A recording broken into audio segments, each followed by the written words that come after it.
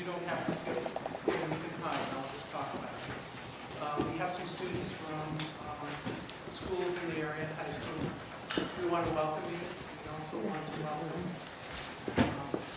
anybody from the general public that's here. I especially would like to acknowledge Michaela Grover. I know some of your students are here. Are there German students here? We're getting, they know what I'm doing. There are some. There are some. And we're glad to have you here. I'm especially thankful to Michaela for arranging all of our times to not only speak in the lecture series, but to have presented a wonderful lecture earlier in the month, in February, and also to Ann Weber and I'll get your last name, from the Goethe Institute, which is the organization for German culture in the Bay Area, and they are the people who have arranged for this exhibit to come to Northern California. So, I need to go over here to make my notes and introduce the speaker. We also have some people who have been very involved and active in the community. Al and Suzanne Batsdorf are here visiting with us, as is Hank Cohen, who you spent some time with earlier in the semester, and Hans Bretz, who is also a member of the community. And if I forgot someone, please excuse me. Okay, now I would like to introduce our speaker for today. Paula Birnbaum is Assistant Professor of Art History and Arts Management, and Chair of the Visual Arts Department at the University of San Francisco. She holds a doctorate in art history from Bryn Mawr College and has received research fellowships from the Fulbright Foundation, as well as the Institute for Research on Women and Gender at Stanford University. At USF, she teaches a variety of classes, including modern and contemporary art, women and art, and museum studies. And she runs the Art Management Internship Program. And that program prepares students for professional careers in the art world. Her research focuses on how gender, ethnicity, social class, and sexual orientation have affected women artists' self-representation, with Jewish identity as a particular area of her interest. She's presently completing a book entitled Framing Femininity, and it explores a group of international women artists who exhibited their work together in Paris between the world wars. A new essay on the digitally inspired embroidered samplers of contemporary artist Elaine Reitchek will appear in Art Journal and Modern Visual Culture, represent Africans and Jews, published by Routledge, and then The Modern Woman Revisited with Rutgers, and she has also written for a variety of journals. This particular lecture is a part of a celebration of Women's History Month. So would you all welcome Paula Birnbaum.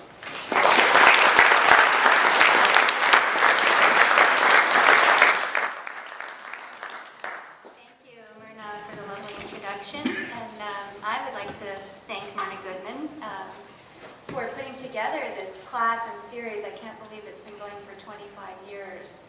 You all are so lucky to be focusing so intensively on this very important chapter in world history and learning about genocide as we, are into the 21st century, and so many people who survived the tragedy of the Holocaust are no longer with us. There are very few left, and it's up to you guys, the younger generation, to keep this history alive and to really understand the importance of communicating it to people younger than yourselves. I'd also like to thank Professor Michelle Vogels from the German Modern Language Department for inviting me earlier in February to speak, and as well as the German Club at the university here. Also Karen Brodsky from the library and the University Library Associates. Professor Jennifer Shaw from Art History, and Anna Weber, who's here from the Goethe Institute in San Francisco, and her fantastic intern, Hannah Bigleri, who really helped me figure out the translations to the text. So thank you very much. So can I have the room darkened, please? Thank you.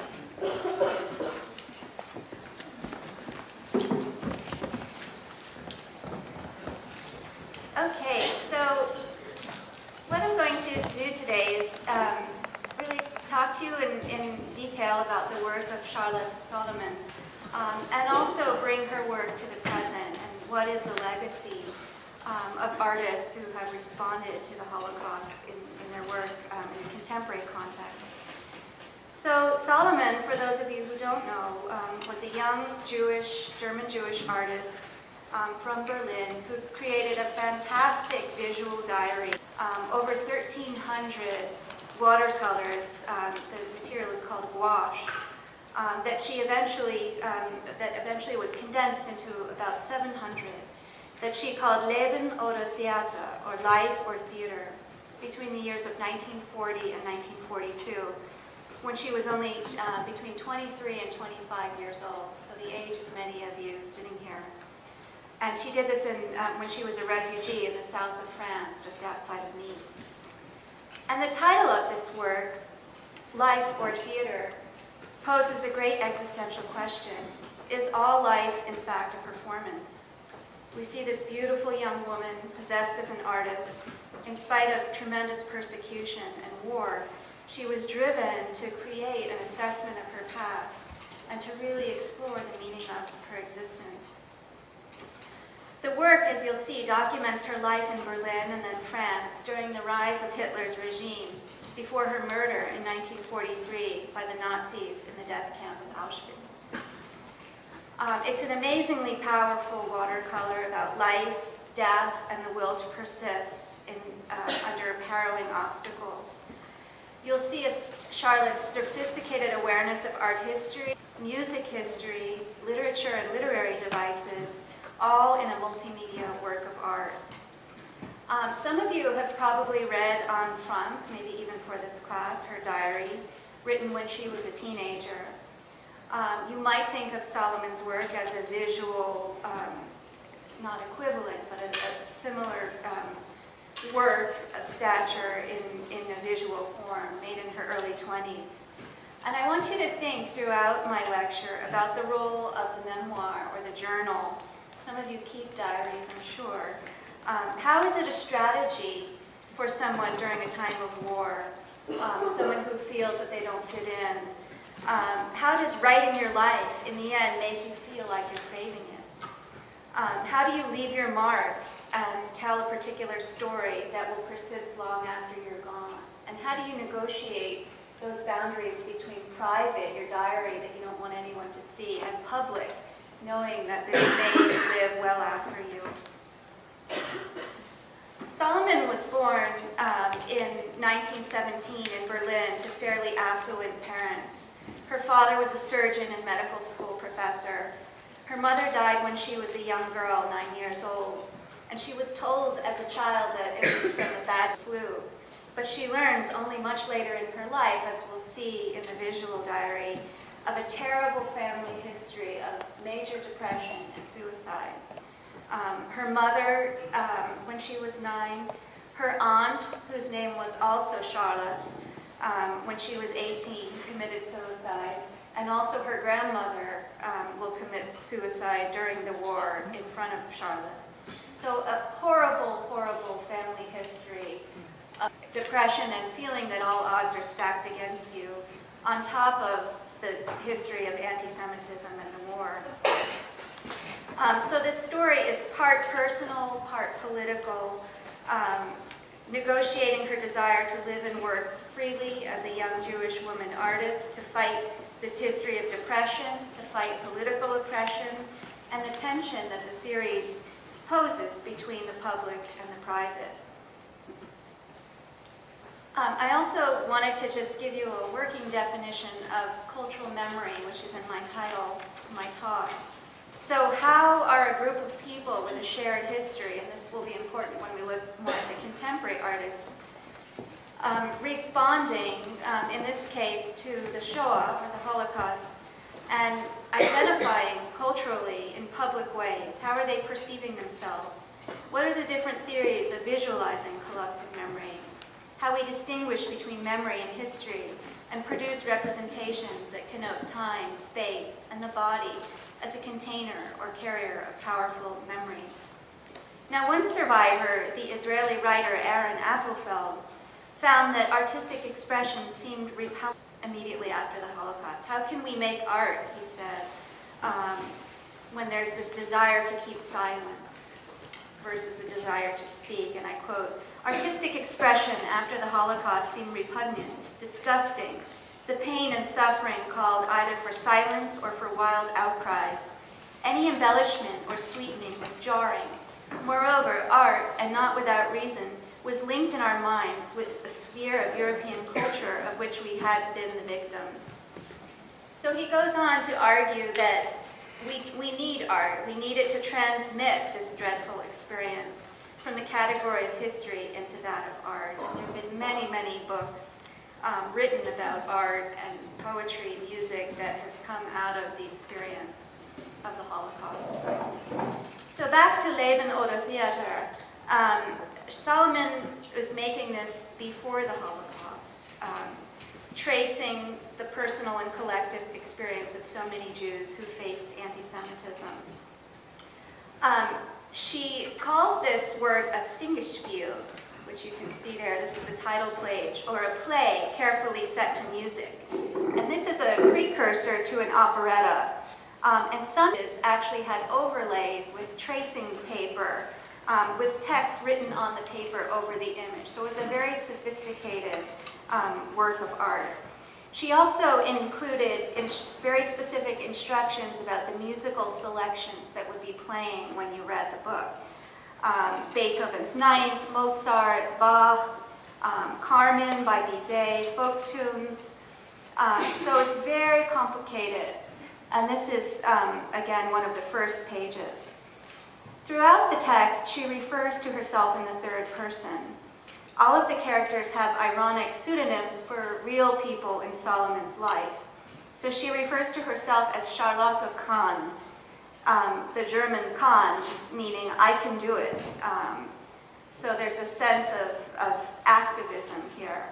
Her grandparents, she refers to as the Knarres, which can mean like a rattling sound, an annoying rattling sound. Her stepmother, who was a famous opera singer named Paula Lindbergh, who had changed her name from Levy, she refers to as Paulinka Bimbom. So the Bimbom comes like from a child's song, trying to evoke fairy tales, memories of more innocent times. And then Amadeus Daberlon was her lover, the real man called Albert Wolfson, who was her mother's voice teacher and a prominent voice in music in Germany in this time.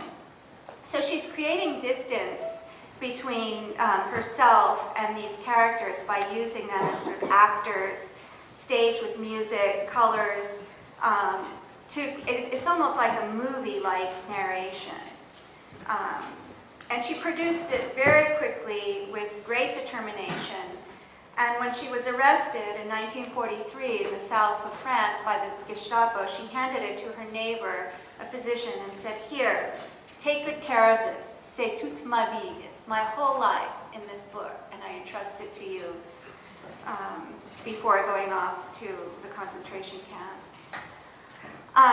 Myrna said that my own background is actually in French art, and this is one of the artists that I have written about who was working at the same time, a little older than Charlotte, named Alice Halika.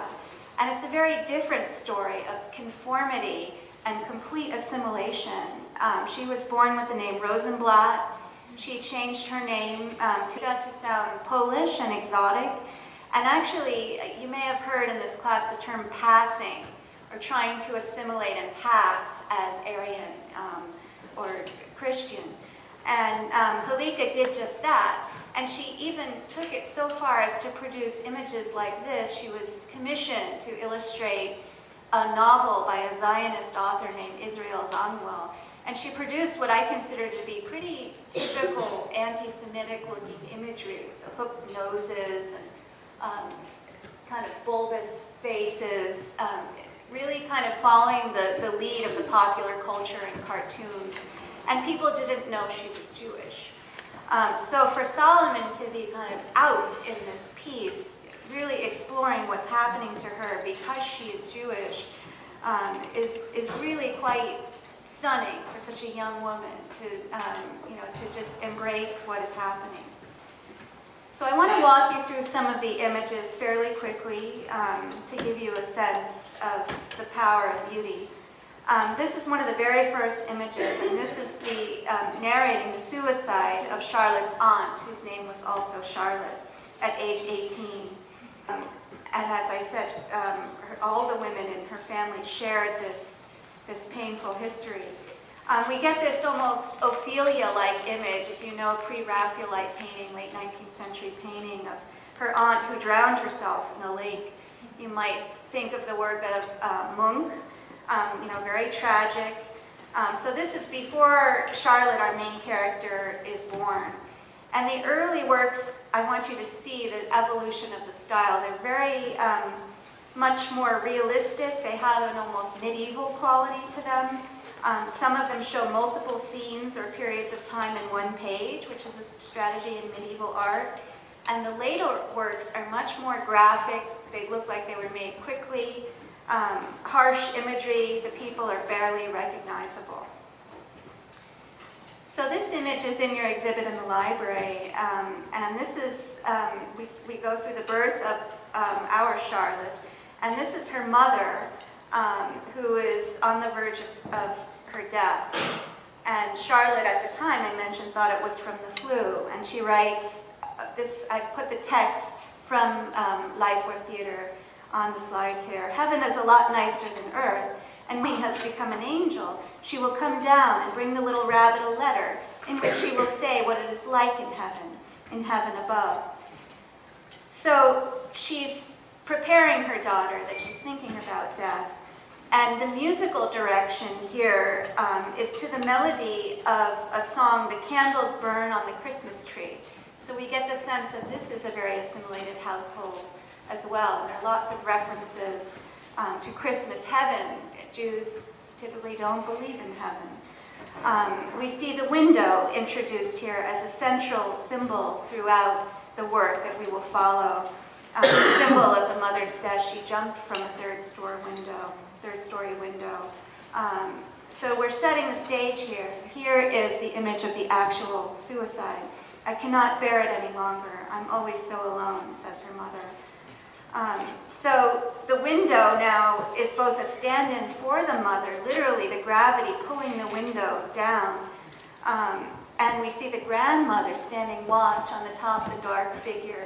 And then the physical window that she actually jumped from. So the image is incredibly modern, conveys desperation, violence, very sophisticated for this young woman.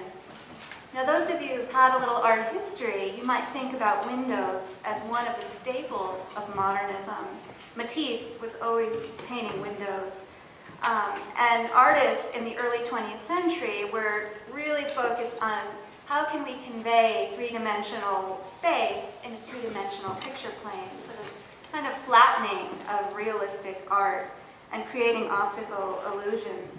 And when you put the Matisse next to Sullivan, I think it's really striking. The formalism, the pleasure of sheer color, the south of France as this sunny, warm, modern place.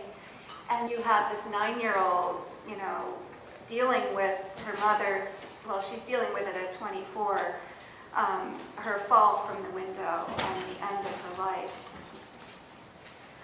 Another main character in the text I mentioned was this Daberlohn, who represented Albert Wilson, the stepmother's voice teacher. So Paulinka Bimbaum is Charlotte's stepmother. Father remarries. And then she brings in this voice teacher who becomes Charlotte's first love, so an older man. And if you read the text carefully, there really is a triangle going on where Charlotte feels that her stepmother is sexually involved with Daberlohn, and she becomes involved. And there are many, many works in the full book which show Charlotte trying to please Daberlohn with her art, asking him to pick his favorite piece, asking him to give her a critique, and building up to the physical consummation of their relationship. And her complicated feelings as a young woman in her first sexual relationship.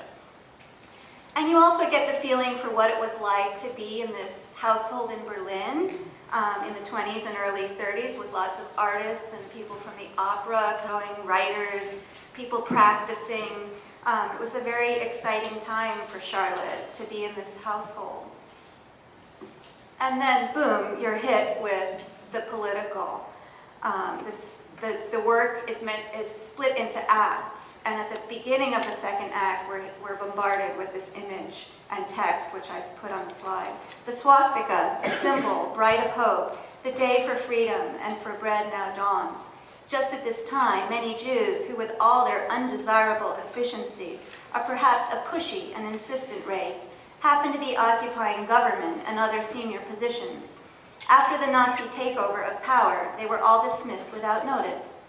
Here you see how this affected a number of different souls that were both human and Jewish.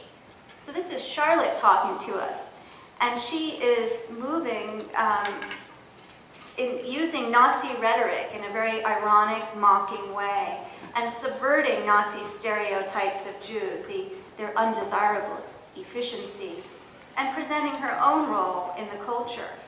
And then the last line, different souls that were both human and Jewish. We hear her more, trying to process what people are doing. The image itself is very graphic, kind of like shorthand, sharp diagonals, a sea of anonymous brown shirts rallying around the swastika, which is held triumphantly. The date mark that Hitler came into power as Chancellor of Germany, January 1st. And the reddish hues alluding to the bloodshed that would follow. But you'll notice that the swastika is actually backwards. So she's subverting it, and this we're going to see throughout the work, which is her way of disempowering the Nazis. And again, she doesn't know fully what's going to happen at this point. All of her family basically lost their status with the rise of Hitler in power. Her father, who I mentioned had been a prominent surgeon and professor, was ousted from his position in the university hospital and could only work in the Jewish hospital. And here he's teaching the other medical faculty about a particular treatment, how to treat this person with an ulcer. And the others say, "Professor Kahn, stop, out." And she's modeling the image off of her knowledge of art history, quoting Rembrandt's The Anatomy Lesson of Dr. Nicolas Tulp.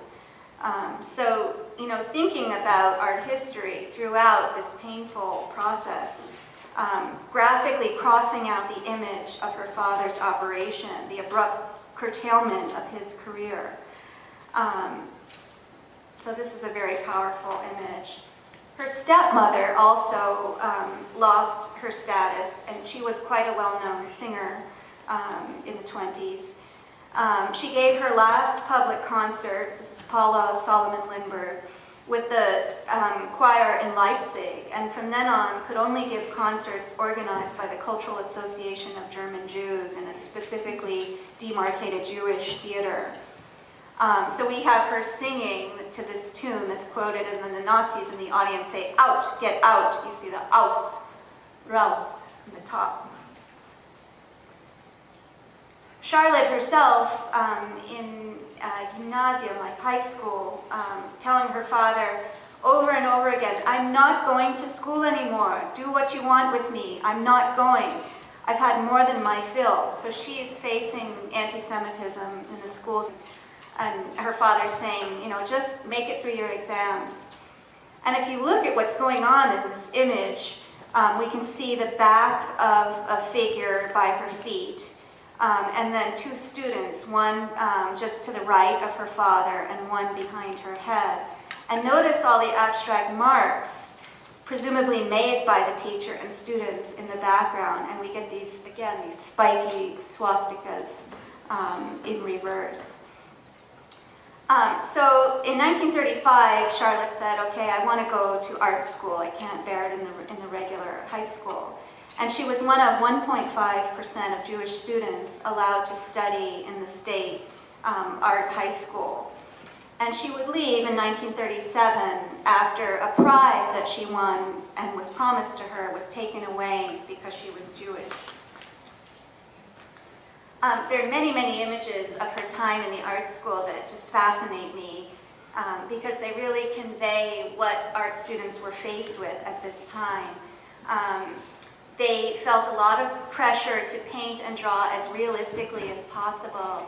And again, if you know art history and modernism, the great artists of this time are becoming more and more abstract. And they're asking her to paint as realistically as possible and rejecting her when she's too abstract. They must bow their heads to Jesus, study the male nude as a vehicle for expressing patriotism, feelings of nationalism and Nazism that came into the teachings. She talks about having to salute Hitler, and how the most Aryan-looking girl student is constantly praised and how she wants to befriend her. So here the French national anthem is evoked, Allons enfants de la patrie, like, oh, now I get it. And these were the artists who now we revere as the great German expressionist artists from this period of the early 20th century. Max Beckmann, Ludwig Kirchner, who were moving away from realism, becoming more and more expressionistic, emotional. Beckmann served in World War I, which led him to have a nervous breakdown and questioning his art, and produced nearly 100 self-portraits like the one on the left in different guises where he looks very anxious. And he was labeled degenerate or bad by the Nazis. And this was a whole movement where they ousted Germans from their professions as professors. They took away their work. Ludwig Kirchner also was drafted in the First World War and became very anxious after that. And you see the severed arm here where he's processing what war means. He went to Switzerland and ultimately committed suicide in 1938 after his work was included in the degenerate art exhibit. This was the type of art that Charlotte Solomon would have been taught to emulate. Arno Breker was Hitler's favorite sculptor, and Hitler was a failed artist. You must know he wasn't admitted into art school, and his first ambition was to become a professional artist. So in sculpture, there was a preference for oversized, cold, muscular classicism, and Breker made these works that would embody the ideals of nationalism, power, German dictatorship. There were many family scenes of peasant families, farmers, this idea of returning to the soil. And this was the type of work that the art students were asked to copy. Now I've used the word degenerate art, and in 1937, the Nazis actually staged two exhibitions across the street from one another in Berlin. One of what they called the Great German Art exhibition on the left, celebrated with the image of Pallas Athena, or the Greek heroine of the arts. And on the right, a German-Jewish artist, Otto Freundlich, and his New Man sculpture. So any artist, whether they were Jewish or if they were making abstract modern work, they were considered inappropriate. They were considered kind of evoking symptoms of social degeneracy. which were counter to the Nazi ideals. So what do you think happened with one exhibit being labeled good art and one bad? What would you do? You'd see the bad. So people lined up. It was, people were fascinated. And this degenerate art exhibit was restaged in Los Angeles in the mid-90s, and there's an excellent catalog and video if you're interested in learning more about this. So the curators, literally, in the degenerate art exhibit, these are Hitler's curators, hung all the works very close together, made it look really kind of crazy and unattractive, and they labeled anything degenerate that was Jewish, Bolshevik, international, capitalist, distorted, ambiguous, anything that didn't fit into this kind of classical landscape, Madonna, healthy bodies, not diseased ones. They literally likened the modern art of artists like Kirchner, Modigliani, Beckmann to people with physical disabilities. That art itself was pathological by using these clinical photos. So this is clearly coming out of treatises on ethnology and race theory, and condemning these artists, saying that their works mirror reality, which is so far from the original intent. So this is just to give you background for the milieu in which Charlotte Solomon was studying art. So back to her work, after Kristallnacht, the Night of Broken Glass in November 1938, when the Nazis destroyed so many German places of business, her father was arrested and incarcerated in a concentration camp and forced to do heavy manual labor. Eventually, her stepmother was able to get him out. But here you can see this change in her work. Very graphic quality of the image. The faces are no longer identifiable. The physical disparity in size between the officer hovering over him and her father. The violence of the image becoming increasingly angry as human rights are stripped away. This is a very important image in the series. This is the last dinner party that Charlotte attended at her parents' house. And she quotes all the people sitting around the table, realizing, gee, we better leave. There's not much of a future for us here in Germany. And the first person that they would like to leave is Charlotte as a young girl. And so she's sent to Villefranche in the south of France, near Nice, where her grandparents had moved a bit earlier to escape the anti-Semitism. And there she would be more free to paint, but of course she would miss her life, her parents, her lover. And the Nazis were so skeptical of people leaving Germany at this time that her parents asked her to pack up a small overnight bag and take a tennis racket to make it look like she was going on a weekend trip. So what follows in the south of France, there's a series of happy images in this, but her grandmother ultimately becomes extremely depressed by what's happening politically, and she makes multiple suicide attempts.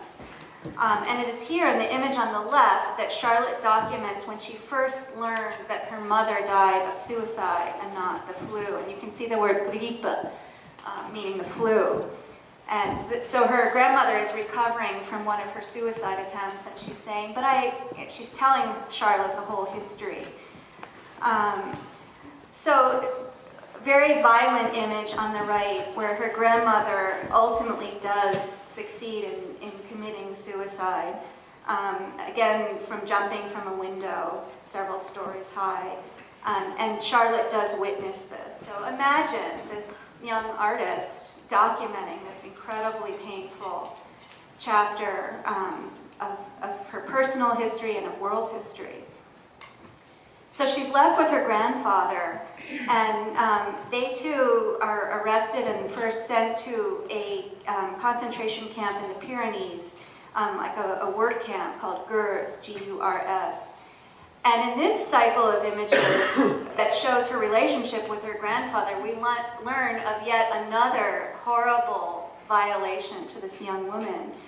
And there's several images where she says they're riding in a train together. She says, just don't force me to sleep in the same bed as him.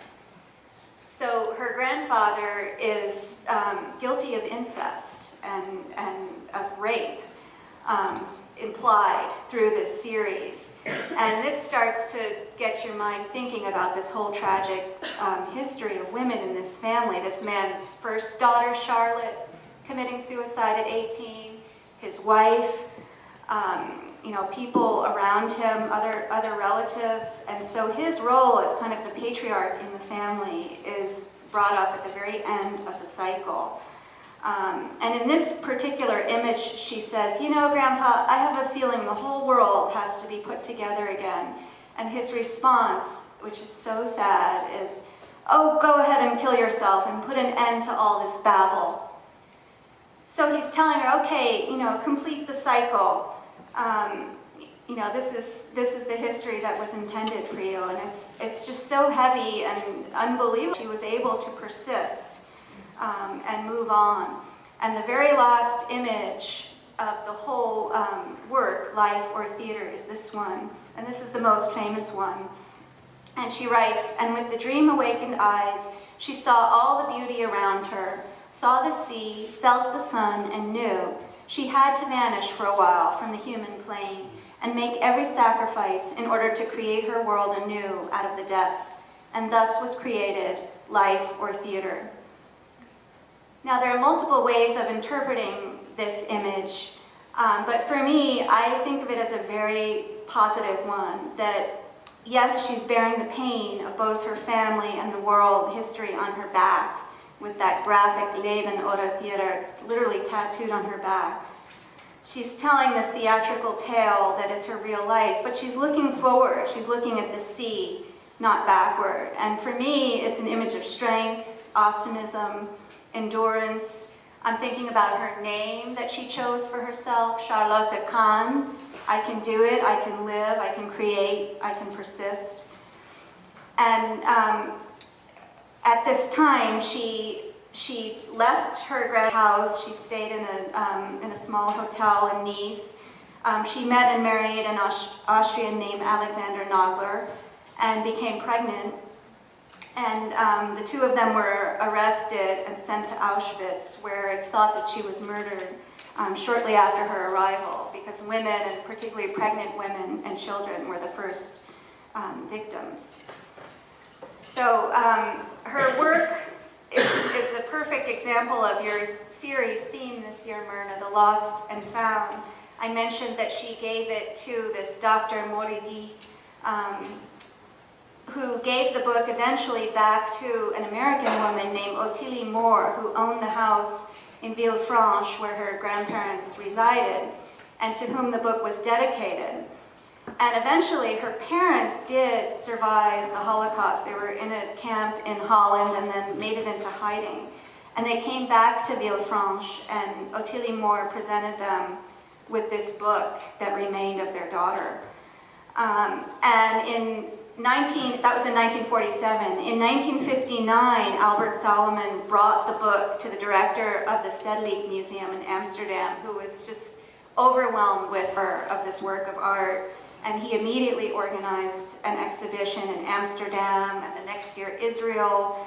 A book was published in '72, and since then the work has traveled and is now in the Jewish Historical Museum in Amsterdam.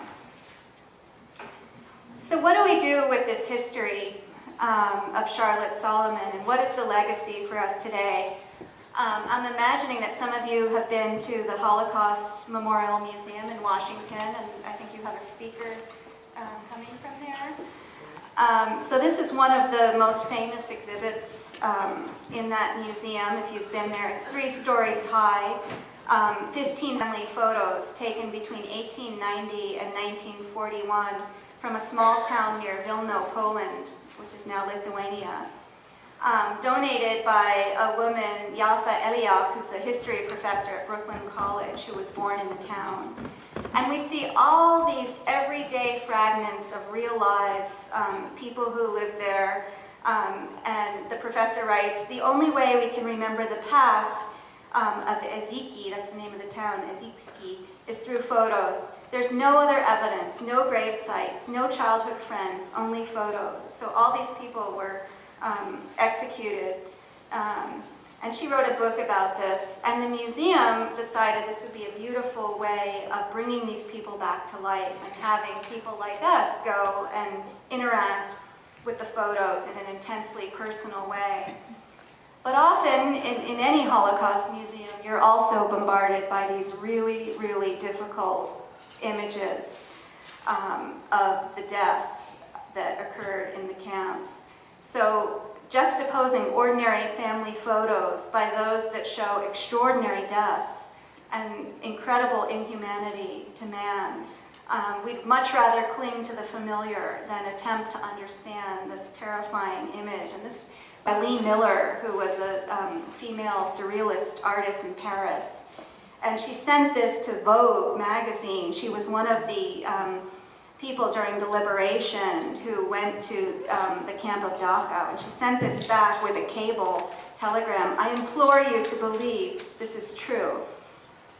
So, I mean, people just didn't fully grasp until these images came out what was happening.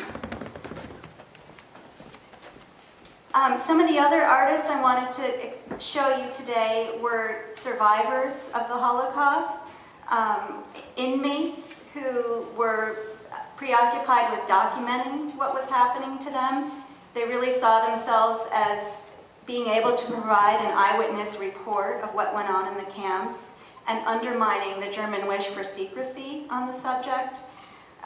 So survivor art and witness reports are very powerful, and you see the atrocious living conditions.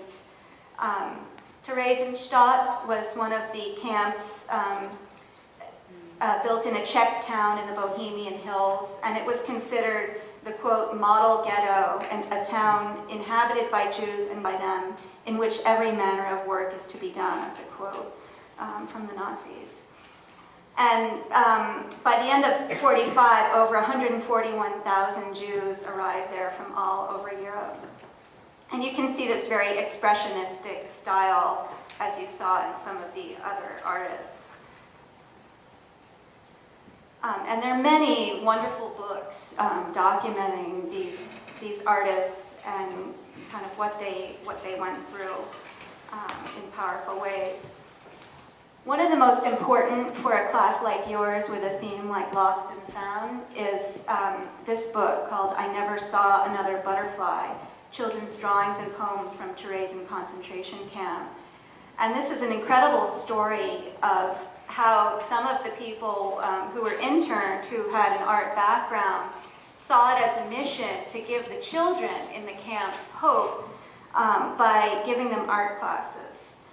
And one of these, the most prominent, was this woman, Friedel Dicker-Brandeis, who was trained at the Bauhaus Art School in Germany and had a chance to escape Germany and turned down a visa that would have let her go to Palestine because of her sense that she belonged in Europe. And she arrived in Theresienstadt in 1942. And her mission was to bring as many supplies as possible, graph paper, business supplies, anything she could find to help children make art. And they wrote about her as really, one of them wrote, she managed for some hours every week to create a fairy world for us in Theresian, a world that made us forget all the surrounding hardships that we were not spared at our young ages. And this work also managed to survive in dusty boxes like Solomon's and be passed from hand to hand and ultimately ended up in the Jewish Museum in Prague, where you can still see the originals. And there are facsimiles, just as we have with the Solomon exhibit, that travel around the world. And the very famous poem about the butterfly as part of this collection, a child who says, "I never saw another butterfly. That butterfly was the last one. Butterflies don't live here in the ghetto." Another lost and found story I discovered preparing for this lecture was a group of teenage boys in Theresen produced a magazine in secret. They were between the ages of 12 and 14, and this is another beautiful book narrating their experience as young teenagers. They wrote stories, articles, created illustrations, creating this incredible memento of the horrors of the war, but also the inspiration to keep living, and just the tragedy, what these children could have produced had they survived. And this book is called "We Are Children Just the Same." Some of you know Picasso's work, more famous for Guernica, about the Spanish Civil War, but he also responded to the Shoah in this piece called Charnel House. And it looks just like he's looking at these photos of the corpses that circulated in magazines like Life. And this is, again, how so many artists processed the kind of visual assault of the Shoah, just as the reports of death camps began to filter throughout Europe. And the image has a very unfinished quality. You get this still life that looks like it's done in pencil up on the top there. It almost looks like he abandoned the image, that it was too painful for him to completely finish. There's areas that are partially rubbed out, lines, the color seems to bleed. You almost have the feeling of a black and white newsreel. Some of you, if you've been to San Francisco, might know this piece by George Siegel. And there are many, many Holocaust memorials. This is the only one I'm including today.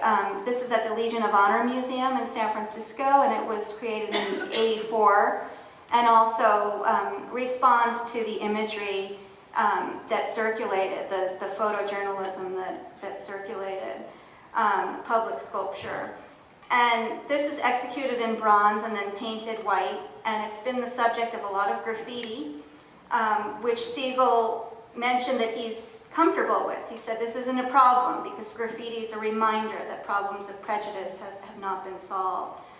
And the essential figure of this man standing at the fence is probably derived from a very famous photo by another woman, Margaret Bourke White, who published this in Life magazine in 1945, The Liberation of Buchenwald. And there's another Siegel's sculpture at the Jewish Museum in New York.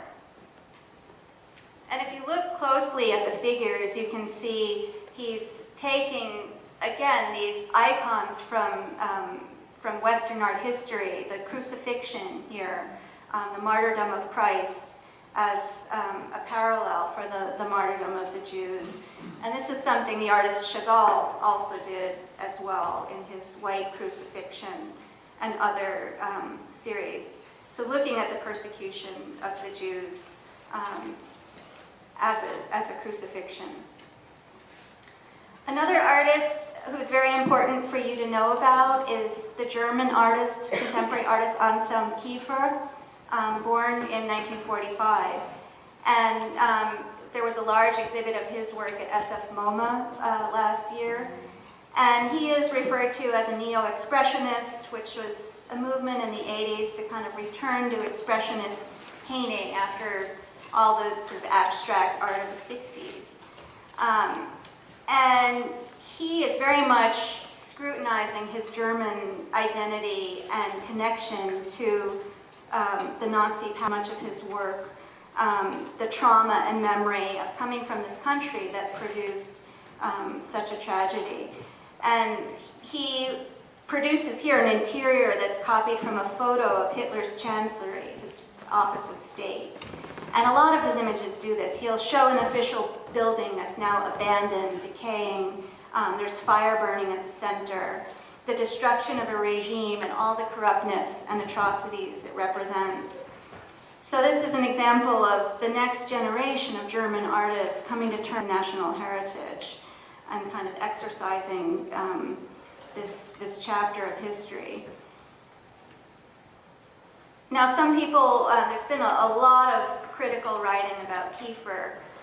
This is a series that he did in 1969 called Occupations, where he posed in he himself in a Heil Hitler salute wearing paramilitary costumes before historical monuments around Europe.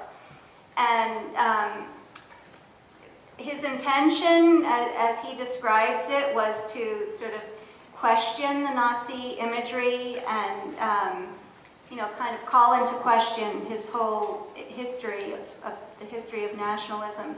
But some people read this work as fascist itself and created a lot of controversy around the reception of Kiefer and what were his true politics. And he's been very reticent about his parents' activities during the Second World War. And one author whose work I read, Brett Kaplan, describes some research that his father was in the German army during the war, became a lieutenant and then captain. So Kiefer trying to process, what is his connection to his parents' and specifically to his father's work in the army. And this is more typical Kiefer that we saw in the exhibit in San Francisco, this kind of using materials like straw, emulsions, scattering fragments of real photos, getting at nostalgia, heroic feeling, wings. He'll take symbols from ancient mythology that also refer to German war campaigns. So his work is very beautiful, very large. Look at the dimensions here, 9 feet by 12.5 feet. And has been actively collected by Jewish art collectors, which kind of raises these questions around what are his motives. Another artist processing the Shoah is Shimon Ati, American, born in 1957 in Los Angeles. And he's an internationally known installation artist and photographer. And his work, in particular this series, Writing on the Wall, I found to be very powerful. So he returned to the old Jewish neighborhood in Berlin, did archival research, and then he projects slides of people who disappeared, booksellers, butchers, families who lived, shopkeepers who died in the Holocaust, and he projects them onto real buildings. So this is in real time. You walk by and you see these large images. And here, this is an actual family standing in front of, what would have been their home or their shop. And we're asked to sort of understand their past.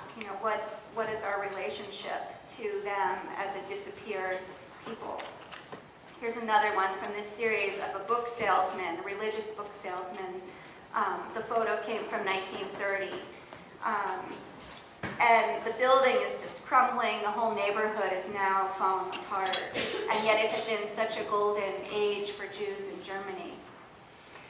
This is another work that he did in the city of Dresden, where he projected images of Dresden Jews. Here, an image of a Jewish Yiddish newspaper. And you literally walk right over it in the train station. And he is doing a piece in the De Young Museum in San Francisco this spring. That should be interesting. And our final artist to make this contemporary for you is Marina Weinstein, also based in Los Angeles, now in her 30s, but when she did this in her 20s. And looking at the body as a site for working out this issue of cultural memory. So she is an artist whose body is tattooed with vivid scenes of the Holocaust, a hovering angel of death in a gas mask, a row of naked bodies hanging from gallows, gruesome images of Nazi medical experiments performed on children. You can see here details of Auschwitz. You can see the gate on the lower left part of her back, the Arbeit macht frei. See the word free, work makes you free. So she is not a child of survivors, although Jewish, and she is processing this history, she says, and now we are the last of many. and I don't want to forget. And actually, in Jewish law, Jews are forbidden to tattoo themselves because it's considered a desecration of the body. But obviously, many Jews that you know today do have tattoos. So this whole generation of younger people, and this is again Marina Weinstein, are tattooing themselves and observing their Judaism in very unorthodox ways or radical ways. But in this way, remembering and being focused on remembering their ethnicity and their cultural identity. So when Weinstein was in high school, she talks about a woman who was a survivor coming to speak to her. And she says, her talk was the nourishment. She taught me that I could be a survivor too, no matter if it's one day or 80 years. And this is a magazine that was produced in San Francisco around the same time, kind of showing the new tattooed Jew, Davka. And she's holding a prayer shawl called a talit over her. So in conclusion, I think that the legacy of Charlotte Solomon in secondary witnessing, or witnessing when you have no prior connection, is a very powerful one. Just looking at the two backs of these young women that are marked with this painful history and oppression, and yet there, I think, is hope that this story will not be forgotten, that young artists, artists of different generations and national origins are committed to teaching us, the public, about this history, that these are public memories, and yes, they're very private memories in Solomon's story as well, but there's a very public message about persistence and the will to live that we need to take home with us. So thank you.